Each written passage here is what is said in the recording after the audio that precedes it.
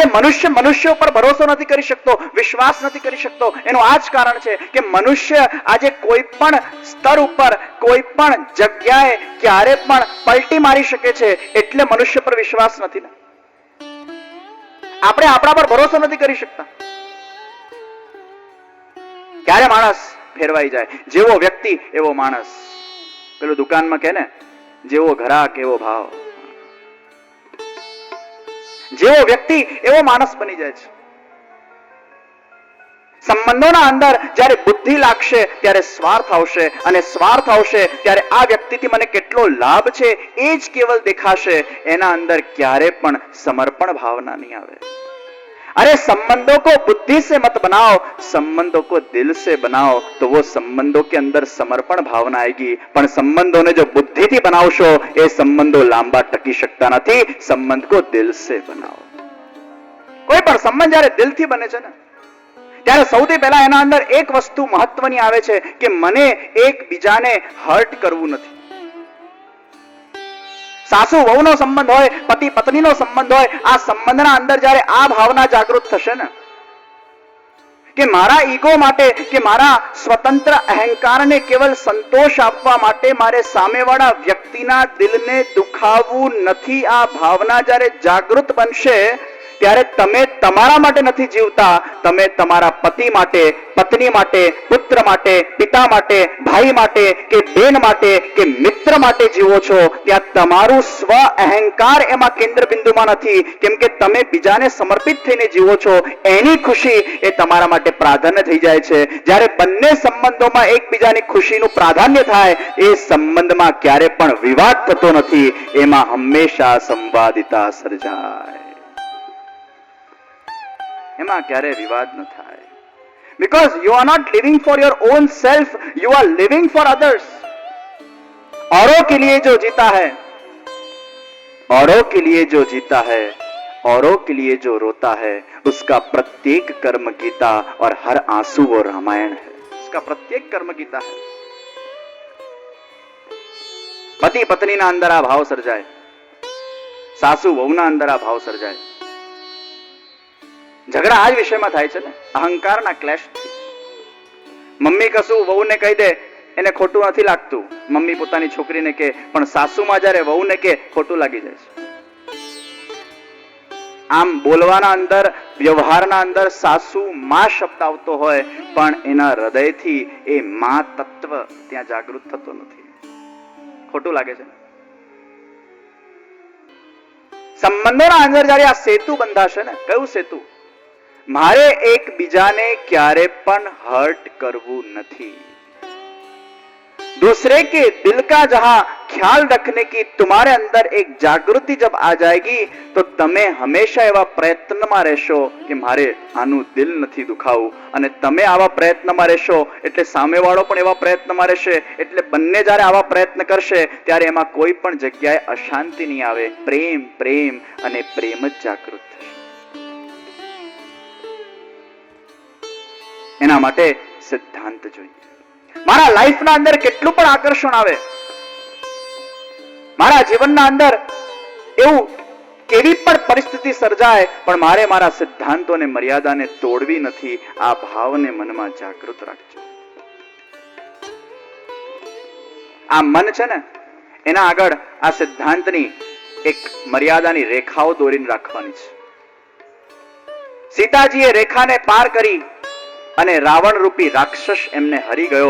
આ મન રૂપી સીતાના આગળ આ સિદ્ધાંતોની રેખાઓને આપણે દોરીને રાખવાની છે, નહીં તો દુસ્સંગ રૂપી, લોભ રૂપી રાક્ષસ એ આ મન રૂપી સીતાનું હરણ કરી જશે.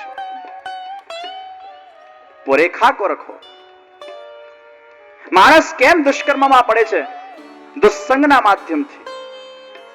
બીજા કરે છે એટલે હું પણ કરું, અને બીજા ખરાબ કર્મ કરતા હોય તો એમાં મને કઈ જ વાંધો નથી. આ પ્રકારની વૃત્તિ જ માણસને દુષ્કર્મમાં નાખે છે. બીજાના પ્રભાવમાં આવીને સત્સંગના અંદર પણ સંગઠન જોઈએ અને દુષ્કર્મના અંદર પણ સંગઠન જોઈએ. સત્સંગ પણ એ સંગઠનથી સિદ્ધ થાય છે અને દુષ્કર્મીઓનું સંગઠન એ ગેંગ છે. 10 જણા કંઈક કરતા હોય ને તમને 11 માને કરવાની ઈચ્છા થશે. સારું કરતા હશે તો સારું થશે, ખરાબ કરતા હશે તો ખરાબ થશે. એટલે આ મનનું પ્રોટેક્શન એ સત્સંગ છે, મનનું પ્રોટેક્શન એ સ્મરણ છે, મનનું પ્રોટેક્શન એ કથા શ્રવણ છે. એ મનને પ્રોટેક્ટ કરે છે. એનો માણસ એટલો બધો સ્વાર્થી છે કે ઘણીવાર બસ એક અહંકારના કોઈ પણ વસ્તુના સ્પર્શ માત્રથી એ સંબંધોને તોડી નાખતો હોય છે. ગુસ્સામાં સંબંધોને તોડી નાખતો હોય છે, લોભમાં સંબંધોને તોડી નાખતો હોય છે. કેમ કે એમાં એ કેવલ પોતાનો હિતનો વિચાર કરે છે, એ બીજાનો વિચાર નથી કરતો. માણસ માણસ સાથે ચીટિંગ કરે એ તો બહુ સામાન્ય વાત છે, પણ ઘણા માણસ તો ભગવાનને છોડતા નથી. ભગવાન સાથે ચીટિંગ, ભગવાન સાથે ચીટિંગ કોણ કરી શકે? જે આસ્તિક છે. નાસ્તિક તો ભગવાનને માનતો જ નથી, ચીટિંગ કરવાનો પ્રશ્ન નથી. આસ્તિક જ ચીટિંગ કરે ને. એકવાર એક ભાઈ દરિયા પાર કરીને વ્યાપાર કરવા ગયા. દરિયાના અધવચ્ચે જ્યારે એની જહાજ આવ્યો, બહુ મોટા મોટા લહેરો ઉઠવા લાગ્યા, સુનામી જેવી લહેરો. અને એટલી બધી લહેરો ઉઠવા લાગી કે પેલા ભાઈને થયું કે હવે હું અહીંયા નથી જ બચી શકવાનો. મારા પરિવાર છે, મારા છોકરાઓ છે, મને આમાંથી કોણ બચાવશે? હે ભગવાન, હે ભગવાન, પ્લીઝ પ્લીઝ પ્લીઝ મને આ સુનામી જેવા લહેરોથી બચાવો, મને આ મોજાથી બચાવો. હું જીવનભર તારા ગુલામ થઈને બનીશ, હું જીવનભર તારો આભાર માનીશ. હે ભગવાન, હું તારી માનતા લઉં છું કે આ મોટા મોજામાંથી જો તું મને બચાવશે તો મારી કોઠડીને વેચીને, મારા મહેલને વેચીને જે પણ પૈસા આવશે એ ગરીબોમાં વાપરી નાખીશ. હું માનતા લઉં છું. અને જ્યાં માનતા લેવાય મોજા સ્ટોપ. પેલો ભાઈ કે ઉતાવળ થઈ,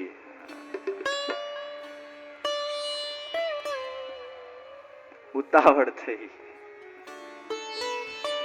થોડી રાહ જોઈ હોતે, આમે મોજા બંધ થવાના જ હતા. આ તો કાકનું આવું ડાળનું પડવું.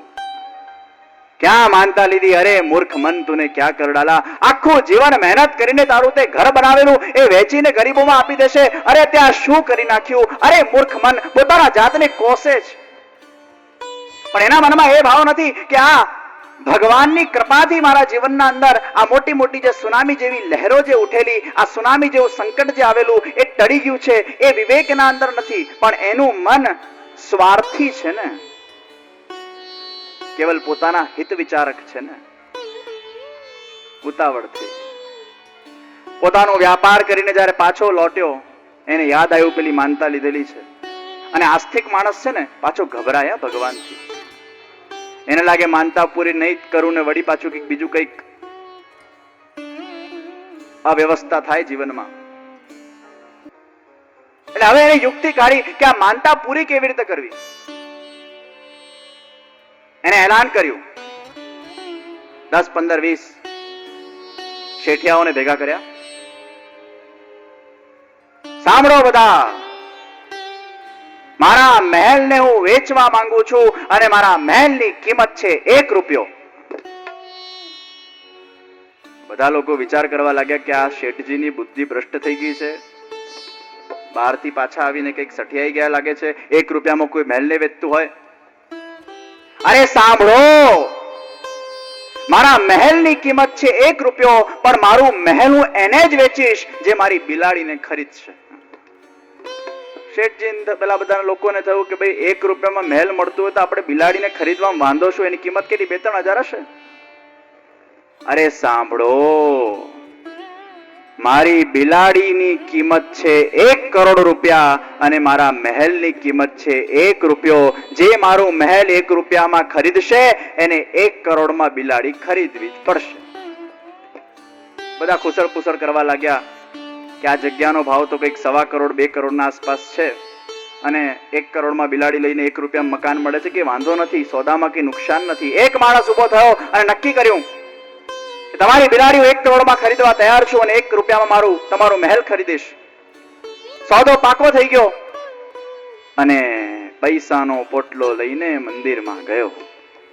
હે ભગવાન, તમારી કૃપાથી તમે મને આટલા મોટા મોજામાંથી બચાવ્યા. મેં માનતા લીધેલી કે મારા મહેલને વેચીને જે પૈસા આવશે ગરીબમાં વાટીશ. મહેલને 1 રૂપિયામાં વેચી નાખ્યો છે, 1 રૂપિયો દાન કરી નાખ્યો છે. બિલાડી મારી હતી, 1 કરોડ મારા.